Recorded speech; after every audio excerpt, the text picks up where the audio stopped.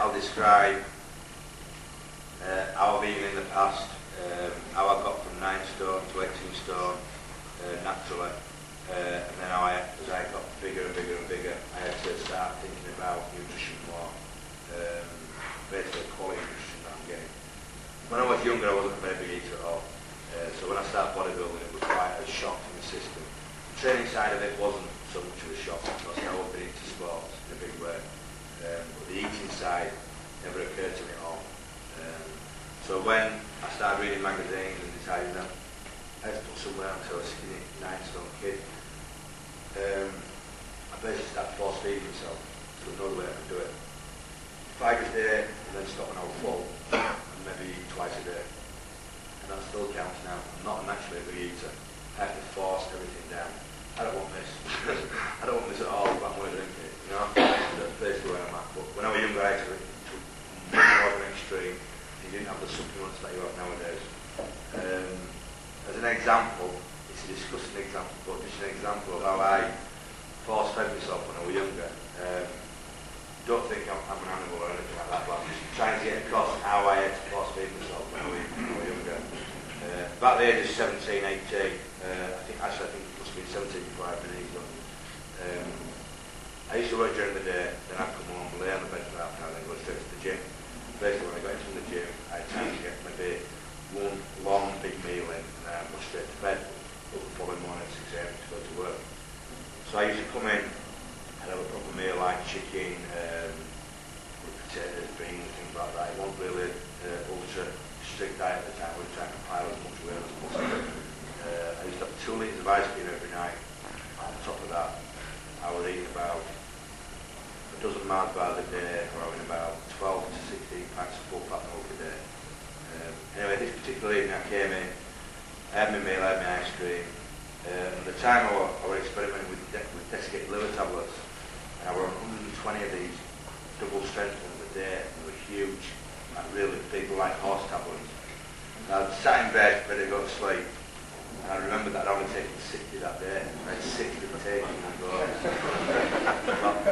I am the sort of person who can just throw 20 tablets down my neck and just, just swallow them in one. I'd screw it up, it would be horrible. So it's literally one at a time for me. Yeah.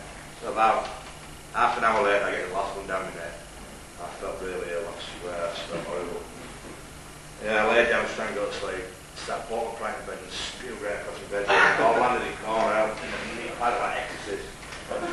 And at the time, I was on an apprentice's wage. I was like 65 cents a week. I couldn't afford to eat this.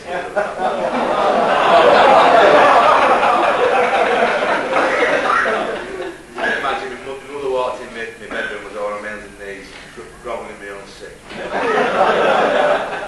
week later they were talking about sending me to a psychiatrist. That's just one example of what I did when I was younger. But that's how important food is. People think that you come into the gym and train hard. Yes, that is a big thing in bodybuilding. You stimulate the muscle growth, but if you don't feed your body after you've stimulated the muscle growth, and your body's got nothing to build your muscle with. Basically, you've got to keep putting protein in all the time. Another story, when I started squatting, before I had my knees up, I was squatting with a powerlifter, like a local guy who lived in Australia for a few years and won an Australian powerlifting championship. He was a very good squatter, very short guy, very short leader, but a very good squatter. Now the gym I trained at wasn't anything like this. The first gym I trained at didn't have no Olympic plate. It was quite a small gym. And when me and this guy started squatting, not everybody else had stopped training. There was no weight left. They had every weight in the gym on this bar. I think we did about 4 sets. I'd just done my 3rd set, felt ill, shot into the other room. I was sick in the sink, and there was this perfect steak, a little square that I could chew it up. So I just put a towel over the top, went in, did my last set, and went back in and ate it again. I am saying that's necessary nowadays. It's with the way proteins are about now, you don't have to do that. Basically, just make yourself a nice lovely fresh protein thing and do it again.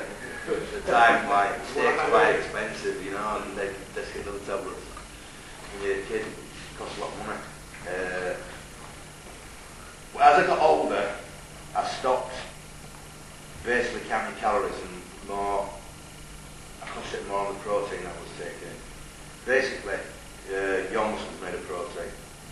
more protein you take in, and the more constant that protein is going in during the day, almost like a trickle charge when you charge a car battery outside. That's how you're going to keep what's called a positive nitrogen balance, so that you've always got protein in your bloodstream to supply to your muscles to repair. Yeah. So basically, empty calories like sugar and like the Mars bars and the fats are not really necessary unless you have got a hyper-fast metabolism. Now I did have a hyper-fast metabolism when I was younger, but I probably wouldn't have had to eat a third of the food I did if the supplements what are around today were around then. It's a lot easier nowadays, it's a lot easier. So as I got older, I got more into the nutrition side.